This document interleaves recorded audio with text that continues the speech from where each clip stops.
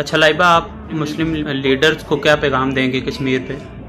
Our message for Muslim leaders that why you Muslim leaders are sitting quietly not raising your voice for Kashmir.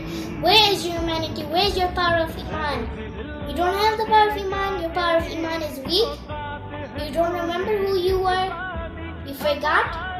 You don't remember what was your mission and what was your duty. Look at our leader Mohan, how brave he is and how strong he is. He's standing and he's raising voice for Kashmir. And can't you be like him? Our leader Imran Khan has the power of Iman and he has the humanity. He has a golden heart. You don't have a golden heart. You have a golden heart and you have the power of Iman, but you're not using them. That Allah will take your power of words. Your power of words will no more be with you. You'll be a normal human again. I'm using my power of words for good. You must also use your power of words for good because this is your time to raise voice for Kashmir.